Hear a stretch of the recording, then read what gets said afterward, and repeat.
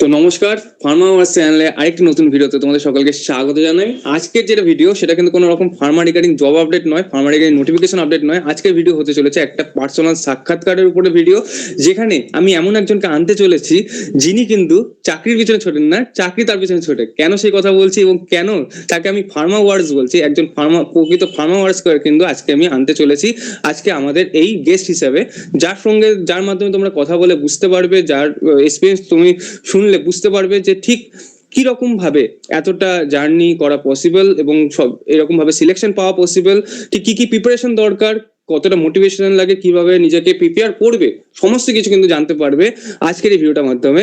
আর এই ছোট্ট প্রচেষ্টাই হলো ফার্মা ওয়ার্সের, যে তোমাদের মনোবলটাকে তৈরি করা, তোমাদেরকে প্রিপেয়ার করানো এবং তোমাদেরকে সেই রকম ভাবে তোমাদের একটা কনফিডেন্সটাকে বিল্ড আপ করা, যাতে তোমরাও সেরকম ভাবে সব জায়গাতে ক্র্যাক করতে পারো। তো কোথায় কোথায় দাদা চাকরি পেয়েছেন, কোথায় কোথায় সিলেকশন হয়েছে, সমস্ত কিছু জানবো আজকের ভিডিওটার মাধ্যমে। তার আগে আমি একটু নিজেকে ইন্ট্রোডিউস করি তোমাদের সঙ্গে। তোমরা হয়তো অনেকেই জানবে, আমার নাম সৌম্যদীপ বর্মন। আমি এই ফার্মা ওয়ার্স চ্যানেলটিকে সুন্দরভাবে পরিচালনা করা এবং সুন্দরভাবে সমস্ত তথ্য তোমাদের কাছে পৌঁছে দেওয়ার দায়িত্বে রয়েছি। তো আশা করি তোমাদেরকে আমি সঠিক ইনফরমেশন গুলোকে পৌঁছে দিতে পারি। যদি সেরকমই হয়ে থাকে তাহলে অবশ্যই কিন্তু ফার্মা চ্যানেলটাকে একটু সাবস্ক্রাইব করে দিও। সাবস্ক্রিপশন তো হয়তো তোমাদের কাছে ফ্রি, বাট আমাদের কাছে অনেকটা ইন্সপিরেশন, সুন্দরভাবে তোমাদের কাছে সমস্ত কিছু পৌঁছে দেওয়ার এবং আরো নতুন কিছু করার চেষ্টা করার একটা প্রচেষ্টা। তো আর কথা না বাড়িয়ে, এবং দাদা ঠিক কোথায় কোথায় চাকরি পেয়েছেন এবং কিভাবে তোমরাও সেইভাবে প্রিপেয়ার হতে পারো সেগুলো সম্বন্ধে জানবো। তার আগে একটা ছোট্ট অ্যানাউন্সমেন্ট তোমাদের কাছে করতে চাই। তোমরা হয়তো অনেকে চিন্তিত রয়েছো ডিএসএসবি, এসএসসি এবং রেলওয়ে ফার্মাসিস্ট নিয়ে। তো সেটার জন্য কিভাবে প্রিপারেশন দরকার, ঠিক কতটা কি কি পড়া দরকার, কতটা গাইডেন্স দরকার, তো সেগুলো নিয়ে যদি চিন্তার বিষয় হয়ে থাকে তোমাদের কাছে, তো সেগুলোরও কিন্তু সলিউশন ফার্মা ওয়ার্স নিয়ে এসেছে। কারণ ফার্মা ওয়ার্স নিয়ে আসছে সব থেকে বেস্ট ফ্যাকাল্টির মাধ্যমে তোমাদের প্রিপারেশনের সুযোগ, যার ফলে তোমরা কিন্তু খুব ইজিলি সমস্ত কিছুটাকে ক্র্যাক করতে পারবে। তোমরা যারা আগের ব্যাচটা ছিল আমাদের ইএসআইসি এমস এর ব্যাচ, তাদের কাছে শুনে দেখতে পারো তারা ঠিক কিভাবে প্রিপারেশন পেয়েছে এবং তারা কোনো কোশ্চেন কমন পেয়েছে কিনা। তো আজকে আর কথা না বাড়িয়ে ডাইরেক্টলি আমি ইন্ট্রোডিউস করছি আমাদের মানে সব থেকে প্রিয় এবং সত্যি কথা বলতে এতগুলো সাকসেসের চাবিকাঠি আমাদের সুভাষ দাকে, তিনি তোমাদের কাছে ইন্ট্রোডিউস করবেন। তো চলো আমি দাদাকে ওয়েলকাম করি আমাদের চ্যানেলে এবং তাকে এই সুন্দর সময়টাকে আমাদের সঙ্গে শেয়ার করার জন্য অসংখ্য কৃতজ্ঞ তার কাছে। তো দাদা একটু আমাদের চ্যানেলের সবার সময় এসো এবং তোমাকে একটু নিজেকে ইন্ট্রোডিউস করো। হ্যালো এভরিওয়ান, আমার নাম সুভাষ দে। আমি ইনস্টিটিউট অফ ফার্মাসি কল্যাণী থেকে ডিপ্লোমা পাস করেছি 2017 সালে।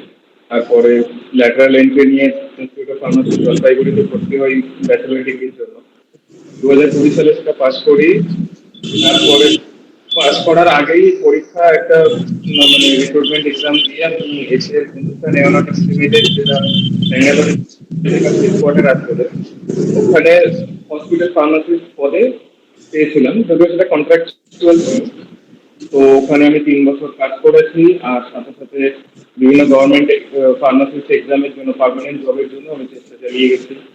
আর এখন ভগবানের কৃপায় পেয়েছি। আচ্ছা, তো তুমি আজকে, আমি আমি নিজে বলবো না, আজকে তুমিই বলবে ঠিক তুমি কোথায় কোথায় সিলেকশন হয়েছে আগে সেটা আগে বলো। আর আগে তারপরে আমরা বাকি কোশ্চেন তোমার কাছে করব এবং আমাদের দর্শকের যেটা কোশ্চেন থাকে বেসিক্যালি সেগুলো নিয়ে আলোচনা করব। প্রথমে শুরু করার আগে একটা কথা বলি যে তুমি যেটা স্টার্টিং ইন্ট্রো দিলে যে তিনি চাকরির পিছনে ছোটেন না, চাকরি এনে পিছনে ছোটে, এটা একদমই ঠিক কথা নয়। এখন হয়তো কয়েকটা জায়গায় হয়েছে বলে জিনিসটা লাগছে, বাট তার আগে যে 2 বছর টানা বিভিন্ন জায়গায় এক্সাম দেওয়া, প্রত্যেকবার ফেল হওয়া, তারপরে এগুলো আসছে। তো চাকরির পিছনে আমি ছিল না, রয়েছে অনেকটা, মানে অনেক কিছু রয়েছে যেটা কিন্তু দেখা যায় না। আমরা যেটা দেখতে পারি সেটা নিয়ে হয়তো আমরা ভাবি এটা ঠিক কথা, আমাদেরকে কিন্তু অনেকটা প্রিপারেশনের দরকার পড়ে পিছনে ব্যাকএন্ডে, এবং আমাদেরকে অনেকটাই সেরকম ভাবে দরকার পড়ে যে নিজেকে প্রিপেয়ার করা। ঠিকই বলেছো। তো তুমি বলো ঠিক তোমার এই যে এত কঠিন জার্নিটা ঠিক কোথা থেকে স্টার্টিং হয়েছিল, কিভাবে স্টার্ট করেছিলে এবং আজকে এই জায়গাতে আসতে পেরেছো, ঠিক তোমার কতটা মানে কতটা ভালো লাগছে আজকে তুমি এই সাকসেসের রাস্তায় আসতে পেরেছো, এবং তার পিছনে যে যতটা কষ্টের দিনগুলো ছিল সেগুলো যদি একটু শেয়ার করো তাহলে সকলের কাছে বুঝতে সুবিধা হবে যে কষ্টের দিন থেকে কিন্তু ভালো দিন আসা যায়। প্রথম যে কোশ্চেনটা করেছিলে কোথায় কোথায় পেয়েছি সেটাকে বলে নিই। হুম, অবশ্যই। আমি পেয়েছি ভুবনেশ্বরে ফার্মাসিস্ট পোস্টের জন্য, আর তাছাড়া ভুবনেশ্বরেই ডিসপেন্সিং অ্যাটেন্ডেন্টের জন্য পেয়েছিলাম। তারপরে এইমস রায়পুরের ডিসপেন্সিং অ্যাটেন্ডেন্টের জন্য পেয়েছিলাম। আর হচ্ছে এনআইটি, যেটা আমি সবে সবে এই কালকেই মানে আমার নোটিস পিরিয়ড কমপ্লিট হলো, তো সেইটার মানে ওইটা এনআইটি ক্যালিকাটে ফার্মাসিস্ট পোস্টের জন্য পেয়েছিলাম। তারপরে এনআইটি ভোপাল, যেটা ম্যানেজ বলা হয়, Maulana Azad institute of technology, ওইটাতেও ফার্মাসিস্ট পোস্টের জন্য পেয়েছিলাম। আর হচ্ছে যেটা সিআরই, যেটা লেটেস্ট হলো, এইমস দিল্লি যেটা কন্ডাক্ট করেছে, ওখানে এইমস ভোপালে ফার্মাসিস্ট পোস্টের জন্য পেয়েছিলাম। তো এই জার্নিটা শুরু হয়েছিল, অ্যাকচুয়ালি জার্নিটা হয়তো আরেকটু আগে শুরু করা উচিত ছিল, কিন্তু ওই হয় না, একটা প্রথম প্রথম জব পাওয়ার পরে একটু বেশি রিল্যাক্স ফিল হয়, তো ওই রিল্যাক্স ফিলটা হওয়ার জন্য হয়তো একটু লেট হলো পেতে।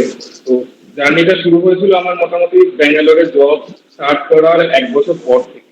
মানে প্রথম প্রথম জিনিসটা মানে একটা জব পেয়েছি, একটু বেশ মানে প্রথম স্যালারি আসতে শুরু করলো, একটা ফিক্সড ইনকাম আসতে শুরু করলো, তো ওই জায়গাটাতে একটু রিল্যাক্স হয়ে গেছিলাম। কিন্তু তারপরে আস্তে আস্তে আমার মাথায় ঢুকলো যে অ্যাকচুয়ালি আমার যেটা জব ছিল সেটা হচ্ছে 4 বছরের ট্রেনিং ব্যাঙ্গালোরে যেটা ছিল। তো 4 বছর পরে ওরা চাইলে আবার এক্সটেন্ড করতে পারে অথবা টার্মিনেট করতে পারে, ক্লজটা এরকম ছিল। কোনো ওখান থেকে কোনো পার্মানেন্ট অ্যাবজর্পশন হবে না। আর আমি কোনো ক্লেমও করতে পারবো না যে আমি 4 বছর কাজ করেছি তো আমাকে অ্যাবজর্ব করে নেওয়া হোক, এরকমটা আমি ক্লেমও করতে পারবো না, সেটাও ডিক্লারেশন দেওয়া। তো 1 বছর পার, মোটামুটি চাকরি পাওয়ার 1 বছর পর বুঝতে পারলাম যে না, একটা অনিশ্চিত ভবিষ্যতের দিকে আমি এগোচ্ছি, যেখানে তখন আমার বয়স মোটামুটি 23-24 মতো এরকম ছিল। তো তারপরে যখন 4 বছর কমপ্লিট হওয়ার পরে যখন 27-28 বছর বয়স হবে, তখন যদি এখান থেকে আমাকে বলে যে না ঠিক আছে, থ্যাংক ইউ, আর তোমাকে কালকে থেকে আসতে হবে না, তখন আমি কোথায় যাব?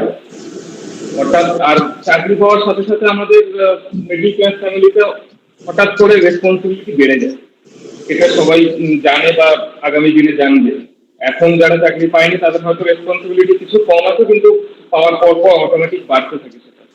তো সেটাকে ক্যারি ফরওয়ার্ড করা, 4 বছর পরে সিনারিও কি দাঁড়াবে, সেই জিনিসটা যখন মাথায় ঢুকলো, তখন অবভিয়াসলি মানে এরকম ব্যাপার হয়েছিল যে রাতের ঘুম উড়ে যাওয়ার মতো। আমাকে কিছু না কিছু করে আমাকে যেভাবেই একটা জবের ব্যবস্থা, মানে জব পেতে হবে। এবার হয়তো যদি আমি জবটা, তখন ওই জবটা ছেড়ে দিয়ে আমি যদি বাড়ি বসে প্রিপারেশন নিতাম, হয়তো বেটার প্রিপারেশন নিতে পারতাম।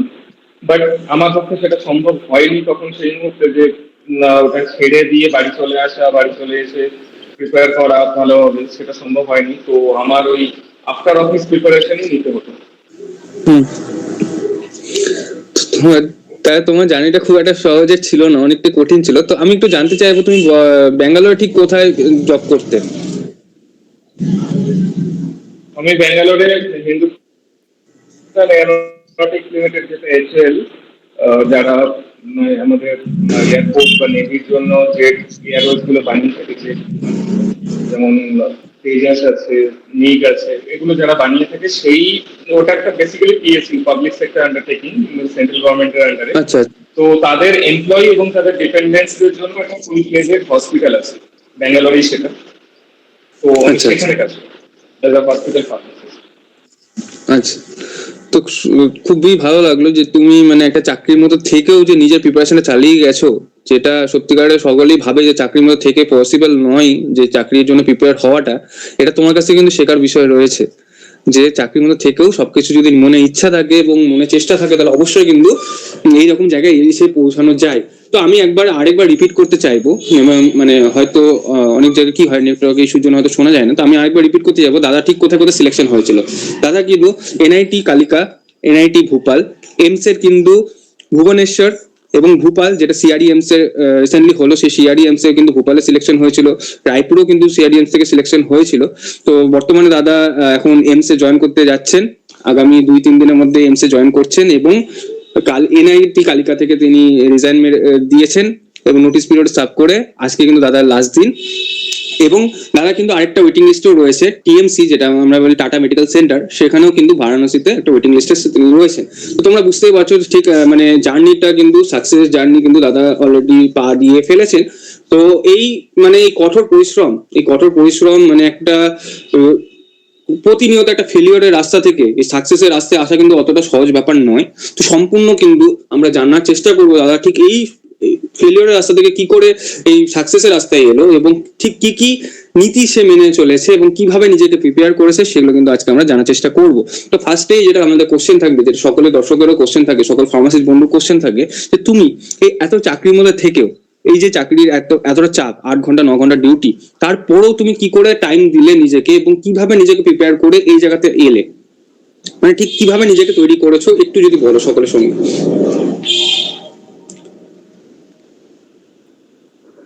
সত্যি কথা বলতে 9 ঘন্টার কাজ আর তারপরে আফটার অফিস 6 ঘন্টার পড়াশোনা, এটা 15 ঘন্টা, আর বাকি যতটা থাকলো তার মধ্যে ঘুম, সমস্ত কিছু, খাওয়া দাওয়া, সমস্ত কিছু।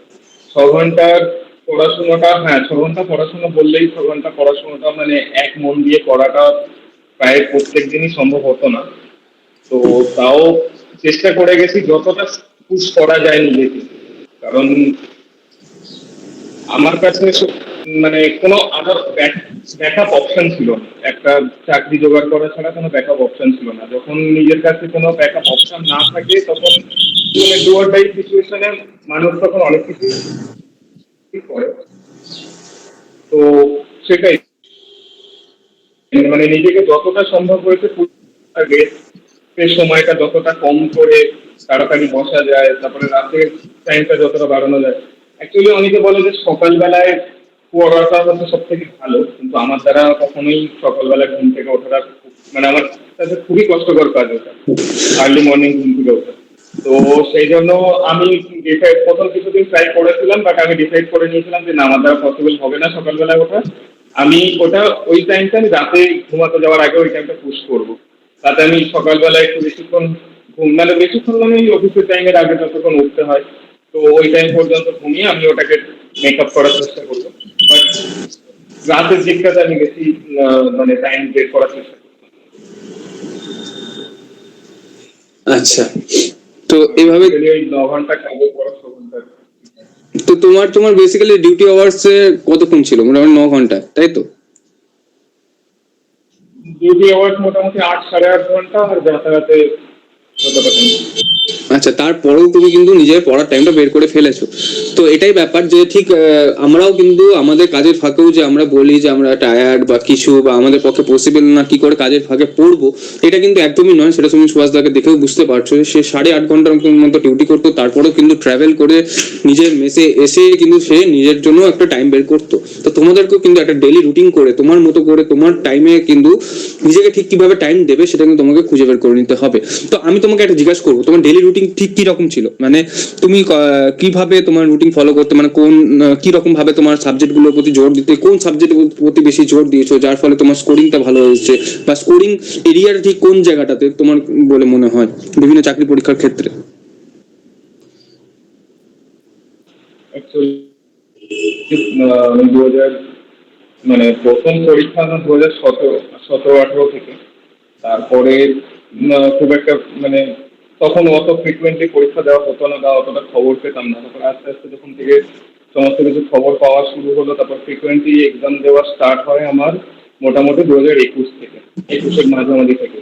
তো তার এবার ওই জায়গাটাতে দাঁড়িয়ে যে কিভাবে প্র্যাকটিস করা, তো তখন থেকে আমি 2021 বা তারও আগের প্রিভিয়াস ইয়ারের কোশ্চেন যা পেয়েছিলাম তখন সেই মুহূর্তে, তো সেই সব কোশ্চেন দেখে একটা জিনিস বুঝতাম যে ফার্মাকোলজি, ফার্মাসিউটিক্স, কেমিস্ট্রি আর হচ্ছে ফার্মাকোগনোসি, এগুলোকে মোটামুটি সব থেকে বেশি ইম্পর্টেন্ট দেওয়া হয় ফার্মাসি সিস্টেমে। সাবজেক্ট গুলোকে আমাদের বেশি জোর দেওয়া উচিত। হ্যাঁ, বেশি জোর দেওয়া হয় সেখানে। তো আমার মেন ফোকাস ওই সাবজেক্টগুলোর উপরেই ছিল। আর বাকি জুরিসপ্রুডেন্স থেকে ইয়ারের কোশ্চেন, মানে কোন ল, কোন কোন অ্যাক্ট কত সালে এসেছে বা শিডিউল গুলো এইগুলো আছে, তো সেরকম ভাবেই ফোকাস ছিল।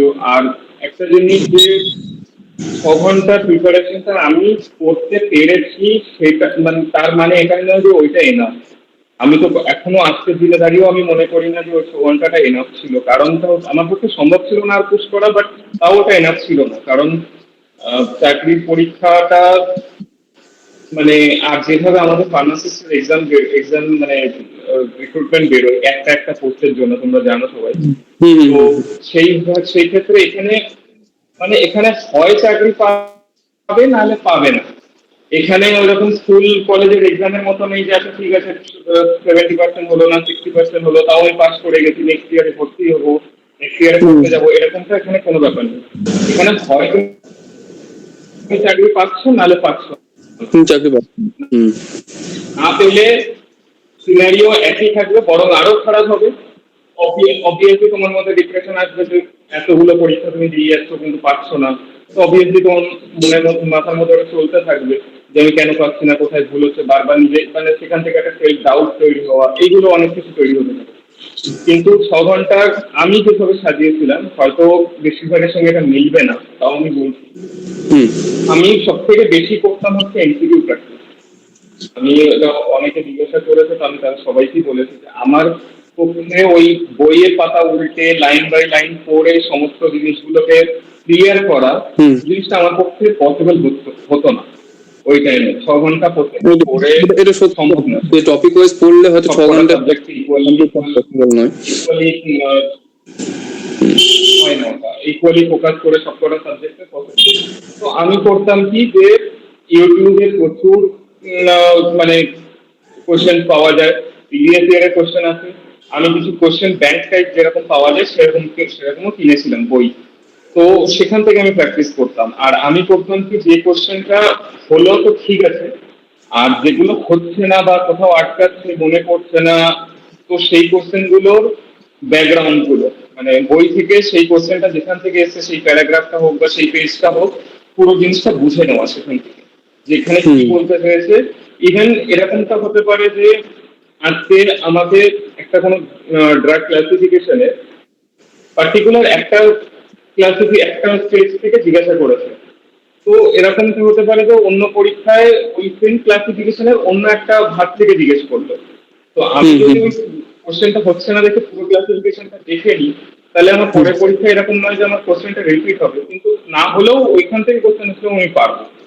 হুম তো হুম আমি ওই মানে রিভার্স প্রসেসে পড়াশোনাটা করতাম অ্যাকচুয়ালি, যে প্রথমে কোশ্চেন দেখে তারপরে সেখান থেকে তার ব্যাকগ্রাউন্ড দেখা, আর সাথে অপশন গুলোর ব্যাকগ্রাউন্ড চেক করা, সেটাও একটা খুবই ইম্পর্টেন্ট, কারণ অনেক সময় অপশন গুলো থেকেও অনেক সময় কোশ্চেন চেঞ্জ হয়ে যায়। তো সেটাও পারাটা খুবই জরুরি। একটা খুব ভালো একটা স্ট্র্যাটেজি এটা ছিল বললো mainly আমার strategy। প্রিপারেশন নেওয়ার। এটা একটা সত্যি খুব ভালো লাগলো শুনে যে এটা ঠিক, এটা আমার বাবাও বলে থাকেন। বিভিন্ন ক্ষেত্রে আমি শুনেওছি, অনেক টিচারের কাছে শুনেছি যে অনেকটা কিন্তু আমাদের অ্যান্সারের মধ্যে আমাদের মানে ঠিক অ্যান্সারের মধ্যে কোশ্চেন লুকিয়ে রয়েছে, কোশ্চেনের মধ্যে কিন্তু অ্যান্সার লুকিয়ে রয়েছে, এই কথাটা অনেকে বলে থাকতেন। তো ঠিক তোমার কথা শুনে আজকে সেটাই বুঝতে পারছি যে ঠিক আমরা কিন্তু অ্যান্সারের যে অপশন দেখে কিন্তু আমরা অনেক সময় কি উত্তর হতে পারে সেটা কিন্তু আমরা বুঝতে পারবো, বা সেরকম ভাবে যদি আমরা নিজেকে প্রিপেয়ার করতে পারি সেটা একটা এটা বোঝা পসিবল। বেসিক্যালি এটা বেসিক্যালি আমার বানানো কিছু নিয়ম না, এটা হচ্ছে অ্যাকচুয়ালি এটা হচ্ছে একটা লাইফ লেসন। কারণ আমরা যখন ছোট থাকি বা ছোট থাকারও দরকার নেই, যতদিন আমাদের বাবা মারা আমাদেরকে শাসন করতে থাকে, তো মানে তারা তাদের নিজের অভিজ্ঞতা থেকে আমাদেরকে কিছু কিছু জিনিস বারণ করে যে হুম এখানে যাস না বা ওই কাজটা করিস না, এরকম জিনিস বারণ করে। হুম তো হুম তাদের লাইফ লেসনটা আমাদের কাছে একটা কপি বুক, একটা টেক্সট বুক, হুম কিন্তু আমরা বেশিরভাগ সময় সেটাকে অগ্রাহ্য করি। হুম এবং তার ফল হয় যে আমরা সেখানে যাই এবং সেখানে গিয়ে মুখ থুবড়ে পড়ি।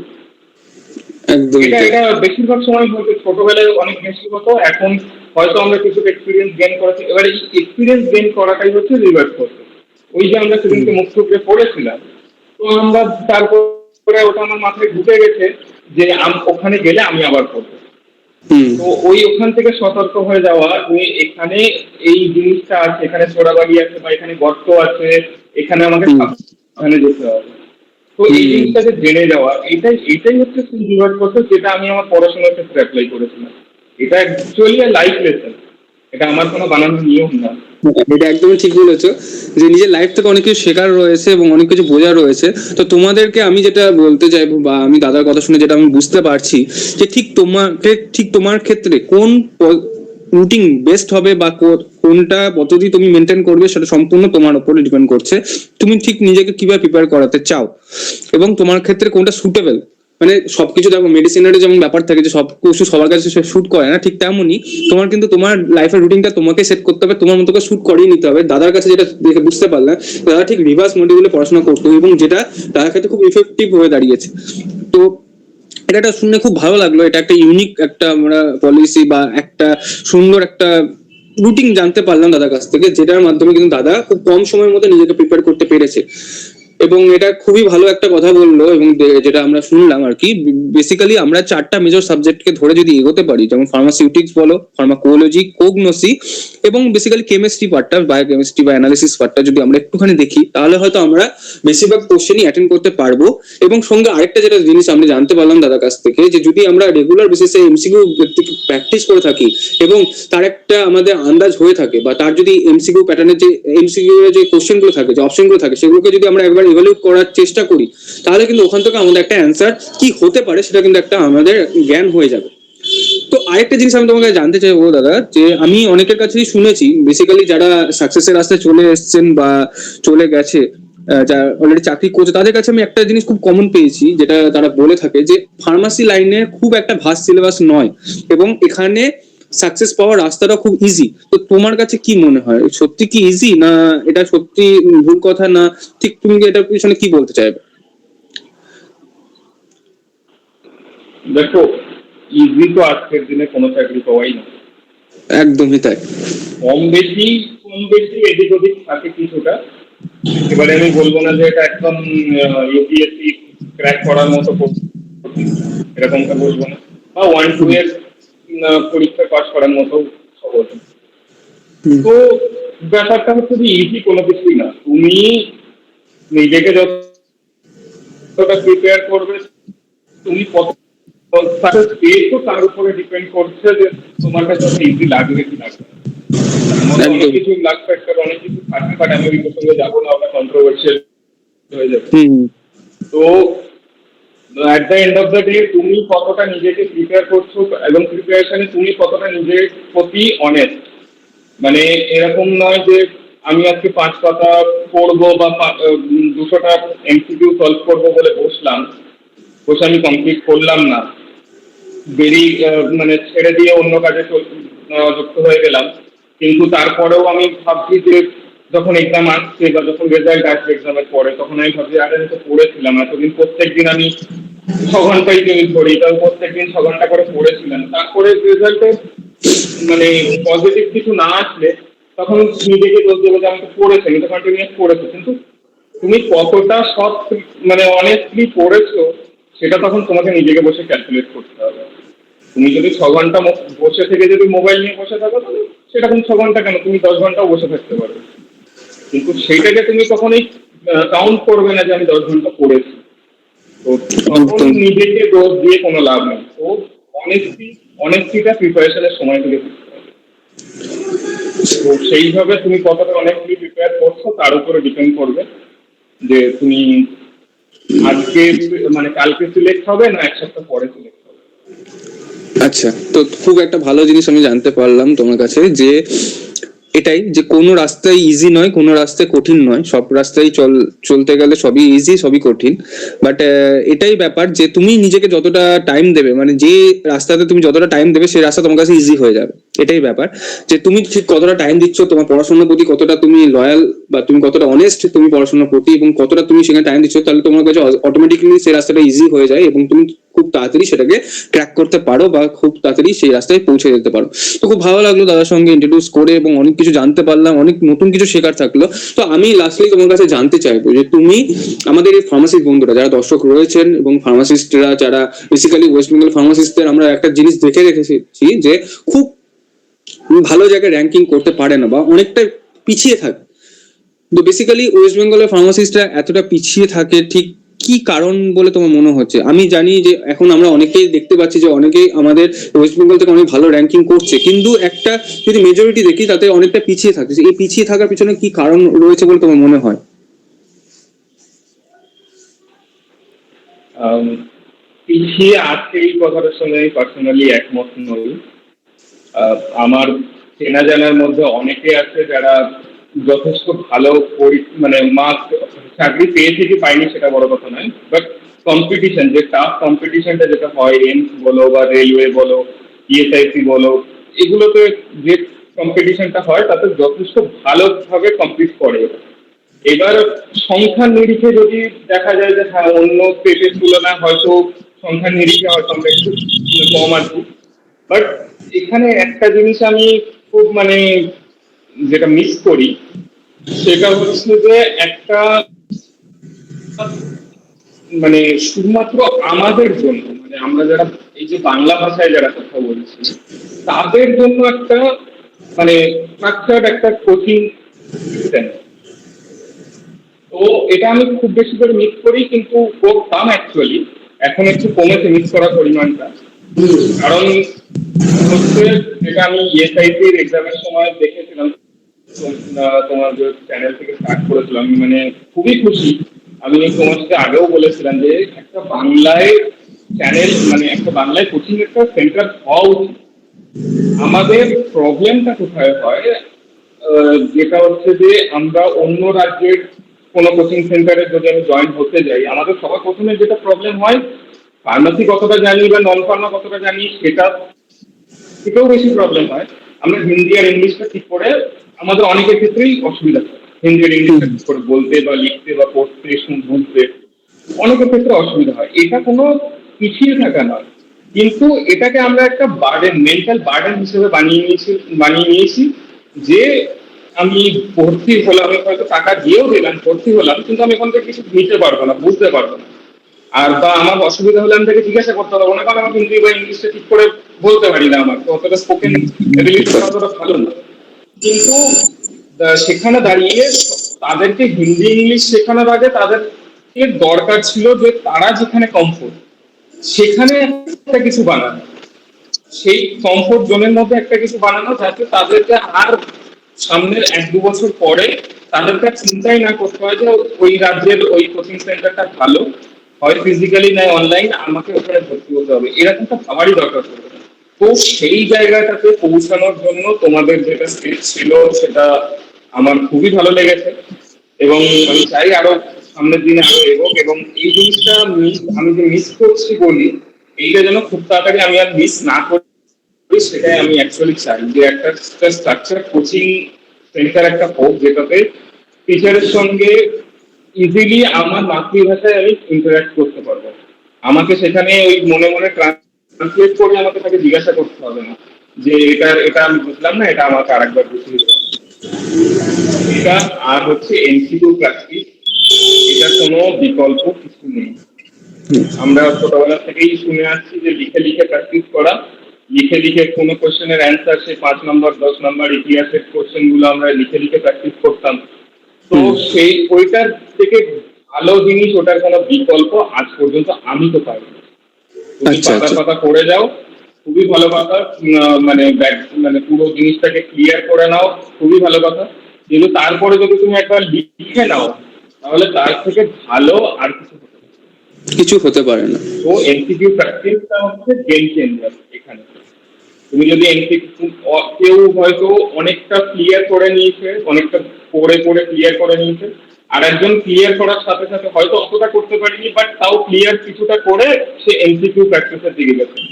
আমি তো মনে করি যে এমসিকিউ প্র্যাকটিসের দিকে গেছে সে কিছুটা হলেও এগিয়ে থাকবে রেজাল্ট। এটা এমসিকিউ প্র্যাকটিসটা এখানে একদম গেম চেঞ্জিং পজিশনে আছে। আচ্ছা, খুব একটা ভালো বিষয় আমি তোমার কাছে বুঝতে পারলাম, যেটা সত্যি কথা বলতে আমি এই প্রবলেমটা আগেও বুঝতে পেরেছি, এবং এবং সেটার পিছনে যে আমাদের প্রচেষ্টাটা সেটা তোমার মাধ্যমে জানতে পারলাম, এবং এটা জানতে পেরে সত্যি খুব ভালো লাগছে যে হ্যাঁ, ওয়েস্ট বেঙ্গলের যেটা ক্যান্ডিডেট রয়েছেন, ওয়েস্ট বেঙ্গলে যারা বাংলাভাষী রয়েছেন বা বাংলায় যারা কথা বলতে পছন্দ করে, তাদের ক্ষেত্রে বেসিক্যালি যেটা প্রবলেম হয়ে থাকে তাদের ভাষার প্রবলেমটা ঠিক তারা কি খাপ খাইয়ে নিতে পারে না অন্য কোনো কোচিং সেন্টারে গিয়ে, বা অন্য কোথাও যেটা বাইরের কোচিং সেন্টারগুলো রয়েছে, বাইরের রাজ্যের কোচিং সেন্টারগুলো রয়েছে, সেখানে গিয়ে নিজেকে খাপ খাইয়ে নিজের মনের মতো করে কোচিং করে নিজের প্রবলেমগুলো সলভ করা। তো যেটার ক্ষেত্রে আমাদের চ্যানেল হয়তো একটু হলেও হেল্প করতে পেরেছে। আমি আগের ব্যাচের সঙ্গে কিছুটা কথা বলেছিলাম, এবং সেই প্রবলেমটাকে আমি হয়তো কিছুটা হলেও একটু সলভ করার চেষ্টা করেছি, এবং আগামী দিনেও করার চেষ্টা করে যাব। তো এর ক্ষেত্রে যেটা প্রবলেম হয় যে তারা মন খুলে কিছু কোশ্চেন করতে পারে না। তাদের হয়তো নলেজ অনেক আছে, কারণ আমরা অনেক ভালো ভালো স্টুডেন্ট পেয়েছি সেখানে, তাদের প্রচন্ড ভালো নলেজ রয়েছে, শুধুমাত্র তারা মানে একটা তাদের কি বলে না যে একটা প্র্যাকটিস, সেই প্র্যাকটিসের মধ্যে তারা থাকতে পারছে না বলে বেসিক্যালি প্রবলেম গুলো হয়ে দাঁড়ায়। তো সেখানে হয়তো ফার্মার হাউস চ্যানেল হয়তো অনেকটা হেল্প করতে তাদের পারছে, এবং সেই বেটার প্রিপারেশনটা হয়তো করাতে পারছে বলে আমার মনে হয়। আমি জানি না বাকিদের কি মন্তব্য, যদি তোমাদের কারোর মনে হয় বা কেউ যদি এই কোচিংটা আগে থেকে নিয়ে থাকো বা আগে কোনো রকম ক্লাস করে থাকো, তাহলে অবশ্যই জানিও যে তোমাদের ঠিক কতটা আমরা হেল্প করতে পারি।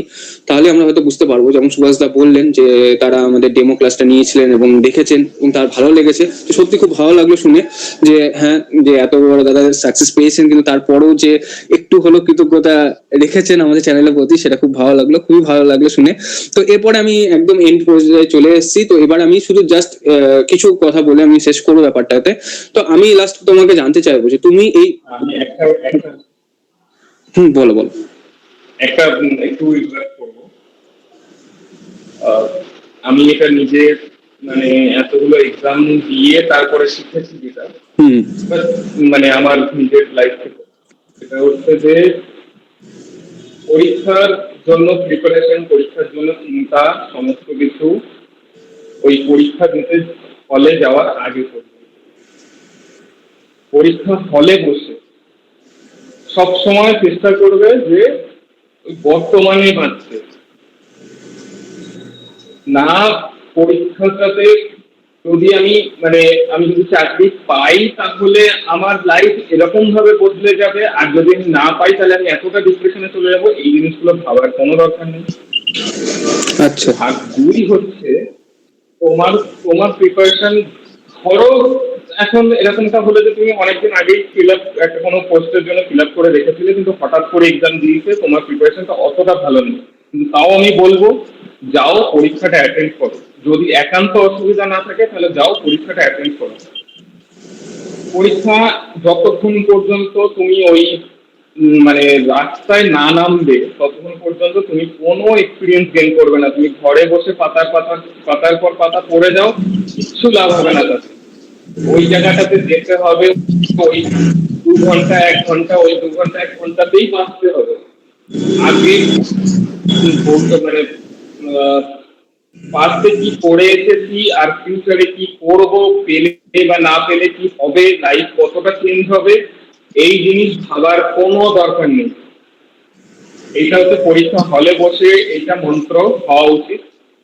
পরীক্ষা হল থেকে বেরিয়ে ওয়েট করো যে তার কোনো মানে ইয়ে দিচ্ছে কিনা, মানে অ্যান্সার কি দিচ্ছে কিনা। অ্যান্সার কি যদি দেয় তাহলে চেক করো যে কোথায় কোথায় নিজের ভুল হচ্ছে। আমরা অনেকে অনেক সময় একটু টুকটা লাগাই যে এটা হয়তো এটা হতে পারে, করে দিই, কিন্তু সেই জিনিসটাও চেক করা খুব জরুরি আছে। এরকমটা যেন না হয় যে আজকে আমি এই কোশ্চেনটা টুকটা লাগালাম, পরে পরীক্ষাটা সেম কোশ্চেন এসছে, আমাকে আবারও টুকটা লাগাতে হচ্ছে। এই জায়গাটাতে যেন দ্বিতীয়বার না যায়। ও কোন জায়গায় ঠিক হচ্ছে কোন জায়গায় ভুল হচ্ছে সমস্তটা চেক করো, যাই হোক না কেন, ইররেসপেক্টিভ অফ রেজাল্ট। চেক করা হয়ে গেছে, তোমার ভুলটা তুমি বুঝতে পেরেছো, সেই জায়গাটা শুধরানোর উপরে কাজ করো। ওই পরীক্ষাটা হয়ে গেছে, ওই পরীক্ষাটার ব্যাপারে ভুলে যাও। দুটোর মধ্যে তফাৎ আছে, মানে নিজের ভুলটা শুধরানোর উপরে কাজ করতে হবে, কিন্তু ওই পরীক্ষাটাতে হয়তো এই পরীক্ষাটা ভালো গেল না, বেশি ভুল হয়ে গেছে, এই জিনিসটাকে মাথার মধ্যে ঢোকালে চলবে না। এই জিনিসটাকে সম্পূর্ণভাবে ভুলে যেতে হবে। এর জন্য যদি তোমার মনে হয় যে নিজের ভিতরে ইমোশনটাকে কমাতে হবে, রোবটিক ফিল আনতে হবে নিজের মধ্যে, তাহলে আনতে হবে। ওই জিনিসটা তুমি যতক্ষণ না পর্যন্ত মাথা থেকে বের করতে পারছো, তুমি ততক্ষণ পর্যন্ত নেক্সট পরীক্ষার জন্য প্রিপারেশন নিতে পারবে না। পরীক্ষার শক্ত প্রিপারেশন ওই পরীক্ষা বসার আগে পরীক্ষা হলে বসে বর্তমানে বাঁচতে হবে, আর পরীক্ষা হল থেকে বেরোনোর পরে পরীক্ষার সম্পর্কে সমস্ত কিছু ভুলে যেতে হবে, রেজাল্ট সম্পর্কে ভুলে যেতে হবে। রেজাল্ট যখন আসবে, যেমন আসবে দেখা যাবে তখন। আমি এই পরীক্ষাটাতে পাস না করলে আমাকে কেউ মৃত্যুদণ্ড দিয়ে দেবে না। হয়তো আমি এবার চাকরি পেলাম না, পরে আরো মানে অপশন আসবে, অপশন আছে, সেখানে আমাকে ট্রাই করতে হবে। ভুলগুলো শুধরাতে হবে, কিন্তু ওইটা নিয়ে বসে থাকলে হবে না। এইটা একদম কিন্তু মাথার মধ্যে ঢুকিয়ে নাও। তুমি যতদিন ওই জিনিসটাকে নিয়ে ক্যারি ফরওয়ার্ড করবে যে আমার এই এক্সামটা খারাপ হয়েছিল, ততদিন কিন্তু তোমার সাকসেস তো দূরের কথা, তুমি ঠিকভাবে নেক্সট এক্সামের জন্য প্রিপারেশনই নিতে পারবে না। এটা কিন্তু মাথার মধ্যে রাখা খুবই জরুরি। আমার অন্তত মনে হয়, বা আমি পরীক্ষা ফেল করার পরে আমি এটা জিনিসটা বুঝতে পেরেছি। আমার খুবই প্রবলেম হতো যে নেক্সট পরীক্ষা প্রিপারেশন নেওয়ার জন্য। ঠিকই, খুবই একটা ভালো একটা ইম্পর্টেন্ট কথা বললে, খুব ভালো লাগলো এটা। এবং সত্যি কথা বলতে তোমাদেরকে সত্যি পেয়ে আমি সত্যি কৃতজ্ঞ। আমি তো অবশ্যই কৃতজ্ঞ। আমি জানি না আমাদের ফার্মাসি বন্ধুরা হয়তো তোমাকে পেয়ে সত্যি কৃতজ্ঞ যে এতটা তোমার যে এত বছরে 2017 থেকে শুরু করে আজকে 2023, এই যে গত 3 আর এদিকে 6 বছরের প্রায় জার্নি, এই 6-7 বছরের যে জার্নি করেছো এবং তার থেকে যেগুলো শিখেছো সেগুলো এত সহজে তুমি আমাদের সঙ্গে শেয়ার করছো, এটা সত্যি একটা আমাদের কাছে বড় পাওনা। এবং এবং আমাদের যারা দেখছেন দর্শক বন্ধুরা রয়েছেন, যত দর্শক ফার্মাসিস্ট রয়েছেন, তাদের কাছে কিন্তু একটা খুব বড় একটা মেসেজ যে তারা কিন্তু খুব অল্প সময়ের মধ্যে পুরো এক্সপিরিয়েন্সটা, এই 6 বছরের যে একটা এক্সপিরিয়েন্স হয়, সেই এক্সপিরিয়েন্সটা কিন্তু খুব সহজে তারা পেয়ে যাচ্ছে এবং তারা বুঝতে পারছে ঠিক কোথায় কোথায় তারা ভুলটা করতে পারে। আগে থেকে যখন মানুষ ভুল জেনে যায়, তাহলে কিন্তু সেই রাস্তায় যাওয়ার আগে একবার মানুষ ভাবে। এটা সত্যি কথা, তোমার কথা শুনে বুঝতে পারছি সেটা সম্পূর্ণভাবে যে হ্যাঁ, রাস্তায় আমাদের পা দিতে হবে, আমাদের প্রিপারেশন করতে হবে, প্রিপারেশন সঙ্গে সঙ্গে এক্সাম অবশ্যই দিতে হবে। এক্সাম যতক্ষণ না দেবো ততক্ষণ পর্যন্ত আমরা নিজেকে বুঝতে পারবো না আমাদের ঠিক কোথায় কোথায় প্রবলেম গুলো রয়েছে, এবং এক্সামে না বসলে আমাদের কিন্তু প্রিপারেশনটা সেই শক্ত হবে না, যেটার জন্য আমরা অ্যাকচুয়ালি খাটাখাটনি করছি। তো এটা, আর সত্যি কথা বলতে আমাদের ফার্মাসিস্ট এক্সাম খুব কম সংখ্যকই হয়ে থাকে। তো আমি সকলের কাছে এটাই রিকোয়েস্ট করবো, ফার্মাসি এক্সাম গুলো দাও। হ্যাঁ মানছি অনেক জায়গাতে ফিস সংখ্যা হয়তো বেশি থাকে, কিন্তু তুমি দাও। তার ফলে কি হবে, হয়তো তোমার সেটা ফিসটা গায়ে লাগবে ঠিকই, হয়তো তুমি পাবে না সেটা ঠিকই, কিন্তু তার ফলে তোমার একটা এক্সপিরিয়েন্স তুমি গেইন করবে, যে এক্সপিরিয়েন্সটা তোমাকে হয়তো পরবর্তীকালে এগিয়ে নিয়ে যেতে সাহায্য করবে। আবার এটাও না তুমি হয়তো ফেলিওর হয়ে যাচ্ছ বলে সেখান থেকে ডিমোটিভেট হয়ে ফিরে আসছো, সেটাও না। সেখান থেকে তোমার মোটিভেশন গেইন করতে হবে যে ঠিক কোন কোন জায়গায় তোমার প্রবলেমটা হচ্ছে, পজিটিভ দিকগুলো দেখতে হবে, তাহলে কিন্তু তুমি নিজেকে আরো এগিয়ে নিয়ে যেতে পারবে। তাই তো দাদা? সেটা তোমার কাছ থেকে আমি বুঝতে পারলাম। তো যাক, এটা খুব ভালো লাগলো, এটা খুব ভালো জিনিস। তো আমি লাস্টলি তোমাকে এটা বলবো, তুমি আমাদের ফার্মাসিস্ট এই বন্ধুগুলো যারা দেখছেন তাদের জন্য তুমি লাস্ট কি সাজেশন দিতে চাইবে, বা কোনো যদি বই তুমি সাজেস্ট করতে চাও, বা কিছু যদি বলতে চাও এই ফার্মাসি বন্ধুদেরকে, তোমার তোমার মাধ্যমে কিছু মেসেজ যদি তাদের কাছে পৌঁছাতে চাও, তুমি বলতে পারো।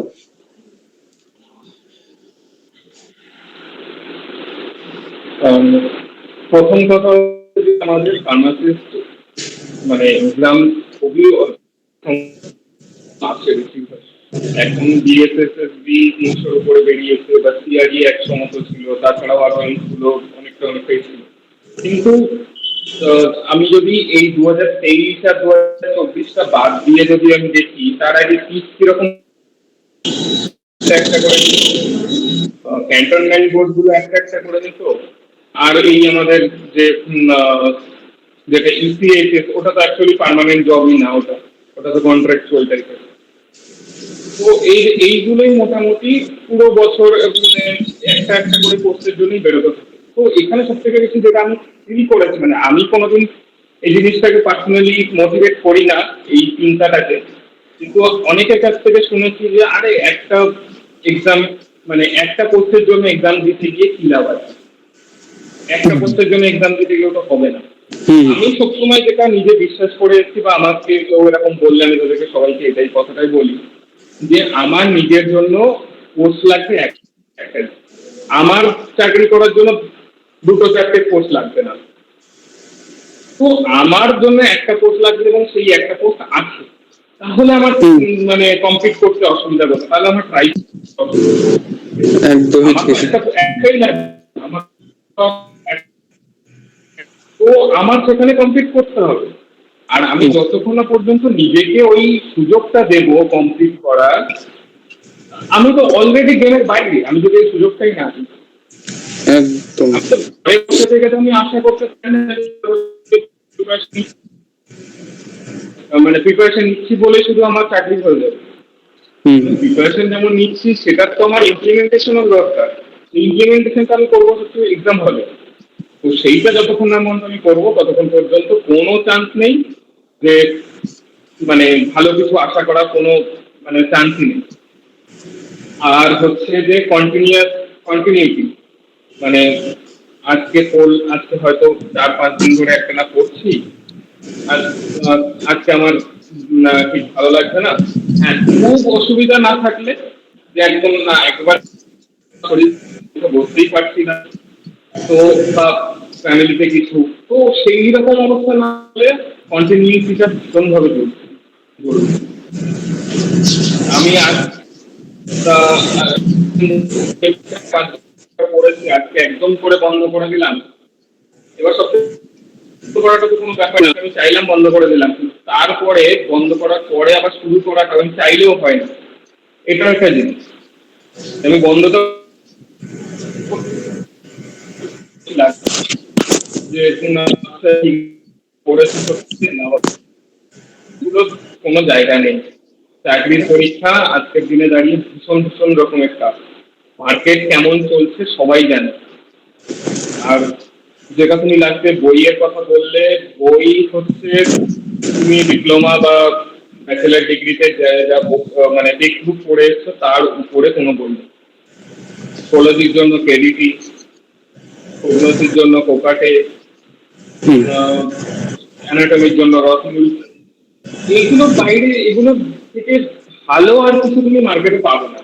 কি পাবে মার্কেটে?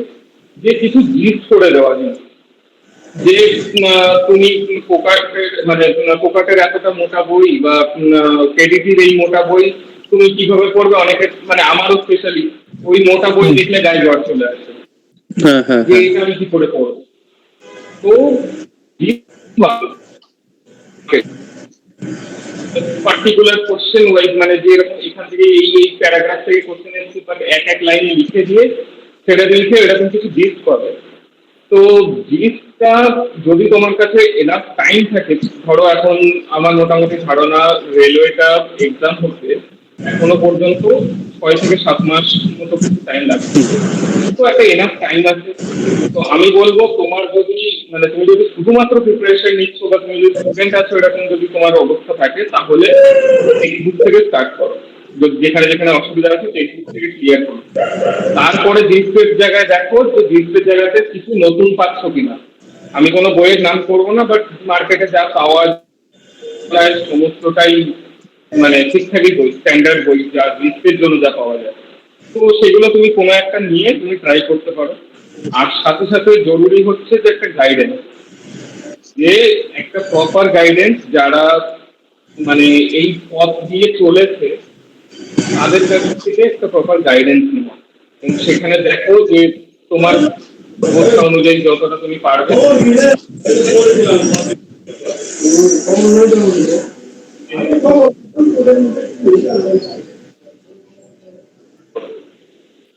আজকে থেকে যদি হ্যালো। তুমি প্রিপারেশন নেওয়া শুরু করছো তো আজকে থেকেই এমসিকিউ প্র্যাকটিস করা স্টার্ট। হ্যালো। হুম, একটু মাঝে কথাগুলো আটকে গেল, তুমি লাস্ট কথাটা যদি একটু রিপিট করো। হ্যাঁ, তো যেটা বলছিলাম যে গাইডেন্স, হুম।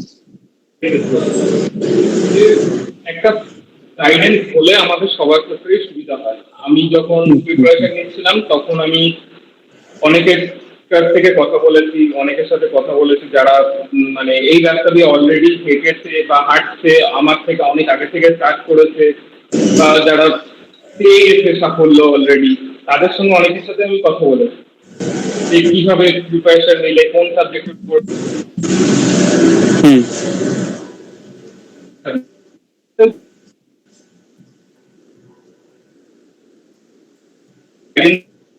পড়ে। তাতে কি হয় যে কিন্তু তারপরে এক্সপিরিয়েন্স শেয়ার করলে যে হয়তো এই পথে এতটা পরিমাণে গর্ত আছে সেটা আমার কাছ থেকে একটু আন্দাজ লাগাতে পারি, তো একটু সাবধান পাওয়া যায় উচিত। তো এটাই। আর হচ্ছে প্র্যাকটিস করা ডেলি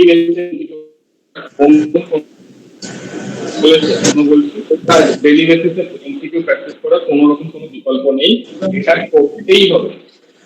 আর একটা জিনিস একদম লাস্টে যেটা হচ্ছে যে সরি, পাটনা এমস এর যে এক্সামটা হয়েছিল, যারা দিয়েছিল বা যারা কোশ্চেন পেপার দেখেছে তারা জানে যে আমাদের এতদিনের যে একটা প্যাটার্ন আমরা দেখতে পেতাম এক্সাম পেপারে, যে ইকোলজি, কিউটিক্স এইগুলো থেকে কোশ্চেন আসে।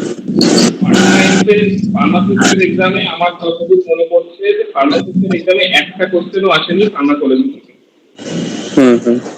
তো এই জায়গাটাতে দাঁড়িয়ে যে পাটনা এমস যে নতুন রীতিটা স্টার্ট করেছে, যে ফাইন্যান্সের উপরে জোর দেওয়া, তারপরে ম্যানেজমেন্টের উপরে জোর দেওয়া, হসপিটাল ফার্মাসি, ক্লিনিক্যাল ফার্মাসি এইসবের উপরে জোর দেওয়া, বায়োকেমিস্ট্রির উপরে জোর দেওয়া, এই জিনিসগুলো আমি পার্সোনালি মনে করি এই সাবজেক্টগুলো ফার্মাসিস্টের জন্য রিলেটেড সাবজেক্ট, কিন্তু আমরা কোনো না কোনো কারণে এগুলোকে সব থেকে বেশি নেগলেক্ট করে এসেছি। কিন্তু এইবার সময় এসছে, আমার যতদূর ধারণা এবার কিন্তু একটু হলেও এই জায়গাটা চেঞ্জ হতে চলেছে, যে এতদিনের যে একটা বাধা ধরা প্যাটার্ন ছিল সেটার জায়গাটা চেঞ্জ হতে চলেছে। সায়েন্সের এক্সামের পরে আমি আরো কতগুলো এক্সাম দিয়েছি, তাতে আমি জিনিসটা একটু হলেও লক্ষ্য করেছি যে এই সাবজেক্টগুলোর পরিমাণটা বাড়ছে আস্তে আস্তে কোশ্চেনগুলো। তো সেই জায়গা থেকে দাঁড়িয়ে এখন আর ওই জুরি স্টুডেন্টকে মানে হেও করার তো শুধু সাল মুখস্থ করার সাবজেক্ট বা শিডিউল মুখস্থ করার সাবজেক্ট বা ডিএসবিএম কে অতটা গুরুত্ব না দেওয়া, এই জায়গাগুলো থেকে কিন্তু ক্লিয়ার করতে হবে, এই জায়গাগুলোকে ঠিক করতে হবে।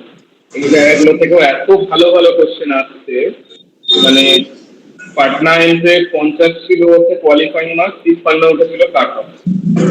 তো যথেষ্ট এটা একটা অ্যালার্মিং টাইম, যেটা হচ্ছে যে মানে যেগুলোকে আমরা নেগলেক্ট করে আছি এবার সেগুলোকে সম্মান দেখানোর সময় নেই। তো সেই জায়গাটাতেও মানে কনসেপ্টটা খুব বেশি একদমই খুব একটা ভালো মেসেজ তোমার কাছ থেকে আমরা পেলাম এবং অনেক কিছু জানতে পারলাম। এখানে একটুখানি নেটওয়ার্ক ইস্যু হয়েছিল বটে, বাট আমরা সেটা বুঝতে পারলাম যে আমাদের প্রপার এমন একজনের সঙ্গে গাইডেন্স দরকার যেখানে যে কিনা এই রাস্তাতে অলরেডি চলে গেছে এবং অলরেডি সাকসেস পেয়ে গেছে। তো সেই রকম লোকের কাছ থেকে আমাদের গাইডেন্স পাওয়া দরকার, যার ফলে আমরা কিন্তু সেই রাস্তায় কোথায় কোথায় খাদ রয়েছে, কোথায় কোথায় আটকাতে পারি, কোন জায়গাটা আমাদের প্রিপারেশনটা বেশি দরকার সেগুলো সম্বন্ধে জানতে পারবো। কারণ যার অ্যাকচুয়ালি এই বিষয়টাতে নলেজ রয়েছে তাদের কাছ থেকে যদি আমরা একটু গাইডেন্স পেতে পারি তাহলে কিন্তু অবশ্যই খুব ভালো হয়। যেটা সুভাষ দাও ফলো করেছিল তার সিনিয়রদের কাছ থেকে, আমরাও সেটা চেষ্টা করি যে বেসিক্যালি আমাদের যারা সিনিয়র রয়েছেন বা যারা অলরেডি চাকরি পেয়ে গেছেন তাদের কাছ থেকে একটুখানি গাইডেন্স পাওয়ার, যাতে সেটাই আমাদের মেন লক্ষ্য হয়ে থাকে। তাই জন্য আমি তোমাদের ফার্স্টেই বললাম যে ঠিক ফার্মা ওয়ারিয়র্স কেন বলছি দাদাকে, সুভাষ দাদাকে কেন ফার্মা ওয়ারিয়র বলছি, তো সেটা তোমরা ভিডিওর এন্ড অবধি থাকলে বুঝতে পারবে। সেটা হয়তো তোমরা বুঝতে পারলে যে তারা কিন্তু আসলে যোদ্ধার মতো করে কিন্তু যুদ্ধ করে গেছে, কন্টিনিউয়াসলি ফার্মাসির সঙ্গে কিন্তু লড়াই করে গেছে এবং সেই লড়াইয়ে কিন্তু আজকে সাকসেস পেয়ে আজকে এরকম জায়গায় রয়েছে।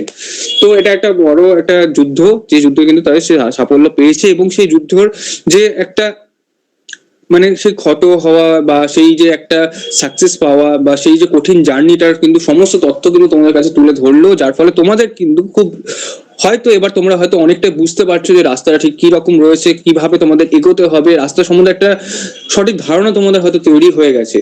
যেটা দাদা সমস্ত কথা শুনে বুঝতে পারলে তোমাদের ঠিক কতটা ডেপথে ঢোকা দরকার।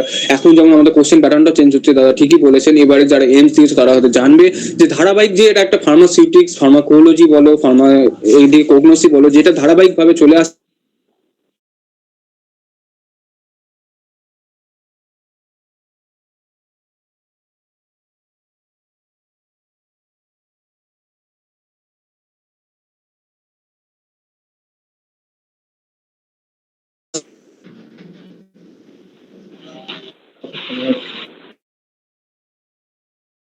তো তো যেটা বলছিলাম যে এবার বেসিক্যালি আমাদের সিলেবাস প্যাটার্নটা এখন অনেকটা চেঞ্জ হয়ে গেছে। যেটা আগে আমরা দেখতাম যে খুব ধারাবাহিকভাবে একটা চলছিল, ফার্মাকোলজির দিকে বেশি জোর দেওয়া, ফার্মাসিউটিক্সের প্রতি বেশি জোর দেওয়া, এখন কিন্তু সেই জিনিসটা আস্তে আস্তে কমে যাচ্ছে। এখন কিন্তু হসপিটাল ফার্মাসি, যেটা আমরা বেসিক্যালি যে ফিল্ডে কাজ করতে যাচ্ছি সেই ফিল্ডের প্রতি একটু জোর দেওয়া হচ্ছে, ফাইন্যান্সিয়াল ডিপার্টমেন্টে একটুখানি দেখা হচ্ছে, ডিএসবির প্রতি জোর দেওয়া হচ্ছে, এগুলো কিন্তু আমরা রীতিমতো দেখতে পাচ্ছি এবং সেটা দাদার কথা শুনে আমরা বুঝতে পারলাম। তো সেগুলোর দিকে আমাদের কিন্তু জোর দেওয়াটা অবশ্যই দরকার এবং আমরা অনেক কিছু শিখলাম আছে দাদার কাছ থেকে। দাদার কাছে অসংখ্য কৃতজ্ঞ, থ্যাংক ইউ আমাদের তরফ থেকে, ফার্মার্সের তরফ থেকে তোমার কাছে, যে তুমি একটা সময় বের করে আমাদেরকে দিতে পেরেছো এবং তোমার এতটা মানে কি বলবো, এতটা জার্নি, এতটা এক্সপিরিয়েন্স তুমি আমাদের সঙ্গে শেয়ার করতে পেরেছো, তার জন্য অসংখ্য কৃতজ্ঞ তোমার কাছে। লাস্টলি তোমাকে এটাই বলবো এবং আমি তোমার কাছে থ্যাঙ্কফুল যে তুমি এই টাইমটা আমাকে দিয়েছো। তো লাস্টলি তোমাকে এই জিনিস বলবো যে তুমি আমাদের চ্যানেলের জন্য কি ভাবছো বা আমাদের চ্যানেলের ফার্মাসিস্টদেরকে তুমি ঠিক কি মেসেজটা দিতে চাও, লাস্টলি যদি কিছু বলে যাও আমাদের চ্যানেলের ব্যাপারে সেটা একটু বলতে পারো। চ্যানেল মানে স্পেশালি তোমার জন্য যেটা বলার সেটা হচ্ছে যে তুমি খুবই ভালো কাজ করছো। আমি তোমার চ্যানেলটা একেবারে প্রায় শুরুর দিক থেকেই ফলো করি। তো থ্যাংক ইউ। প্রথম এরকম ছিল যে শুধুমাত্র ইনফরমেশন যেটা হতো, দেখতাম বেশিরভাগ শুধুমাত্র ইনফরমেশন পাওয়া, যে কোনো নতুন নোটিফিকেশন বেরোলো কিনা, রেজাল্ট বেরোলো কিনা, বা এক্সাম কবে হবে সেটি পাবলিশ হয়েছে কিনা। একটা জিনিস প্রবলেম হয় এখানে যে আমাদের তো এরকম মানে রুটিন বেঁধে প্রত্যেক মাসে কোনো রিক্রুটমেন্ট বেরোয় না। তো সেখানে হয় কি যে শুধুমাত্র যদি ওই মধ্যে আমি যদি ঠিক থাকি তাহলে একটা মানে কন্টিনিউটিটা ঠিক থাকে না।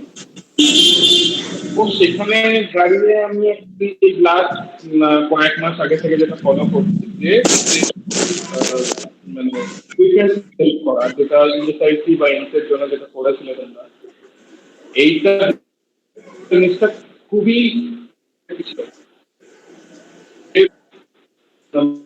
শুধুমাত্র ইনফরমেশন দেওয়াটা, যে আমি শুধু বললাম হ্যাঁ এইটা নতুন রিক্রুটমেন্ট বেরিয়েছে তুমি ফর্ম ফিল আপ করো না, শুধু তার ইনফরমেশন ছেড়ে দিলে হবে না।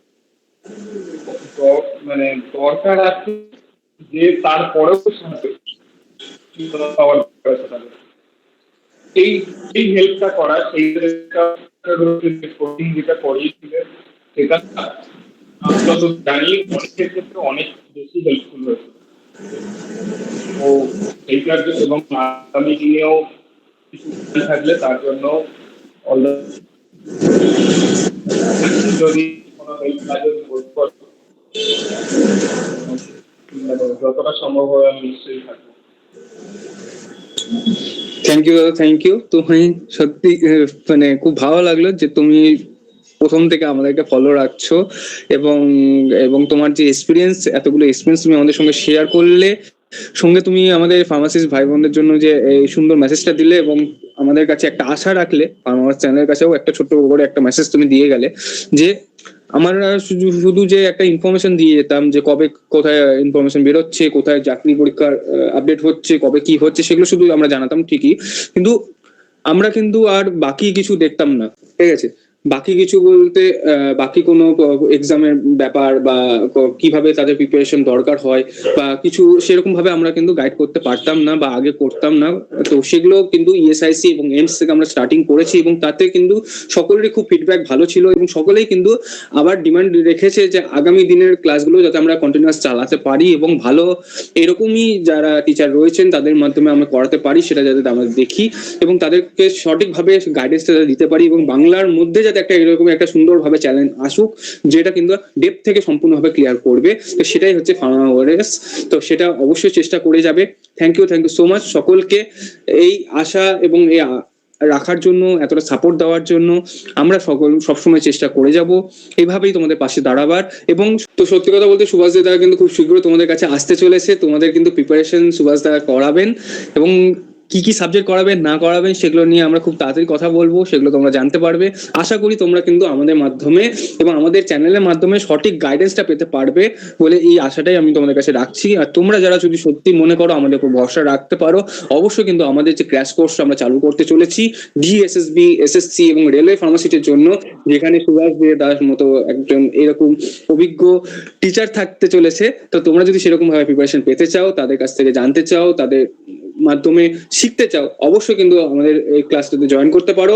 সঙ্গে তোমাদের এটাও আমি অ্যাসিওর করতে চাই যে এখানে আমরা শুধু ফার্মা পার্টটাকে যে নজর দিচ্ছি সেটা নয়, এখানে আমরা নন ফার্মা পার্টটাকে খুব ভালোভাবে নজর দিচ্ছি, যার ফলে আমরা কিন্তু আলাদাভাবে টিচার রেখেছি এবং অভিজ্ঞ টিচার রেখেছি যে কিন্তু কন্টিনিউয়াসলি আগামী 5 বছর ধরে এসএসসির জন্য প্রিপারেশন করিয়ে যাচ্ছেন এবং আরো এসএসসি শুধু নয়, তারা ব্যাংকিং এর জন্য এক্সাম এর জন্য প্রিপারেশন করিয়ে যাচ্ছেন। তো তার একটা কিন্তু হিউজ পরিমাণ নলেজ রয়েছে, তিনি বর্তমানে কিন্তু ইউপিএসসির জন্য খাটছেন, তো তাকেও হয়তো আনার চেষ্টা করব।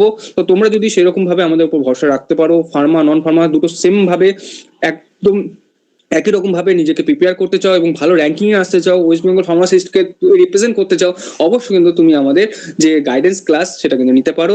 তার লিংক এবং ডিসক্রিপশন বক্সে কিন্তু আমি সব কিছু ডিটেলস দিয়ে দেবো। Thank you so much Subhash দাকে, যে এতটা সময় বের করে আমাদের কাছে দেওয়ার জন্য, এতটা তোমার লাইফের জার্নি শেয়ার করার জন্য এবং আমাদেরকে এইভাবে টাইমটা দেওয়ার জন্য। থ্যাংক ইউ, আমরা অসংখ্য কৃতজ্ঞ তোমার কাছে। আজকে এখানে শেষ করছি। থ্যাংক ইউ সো মাচ আমাদের সাপোর্টটা এভাবে বজায় রাখার জন্য এবং সকলকে অসংখ্য ধন্যবাদ তোমরা আমাদের পাশে থাকার জন্য। Thank you.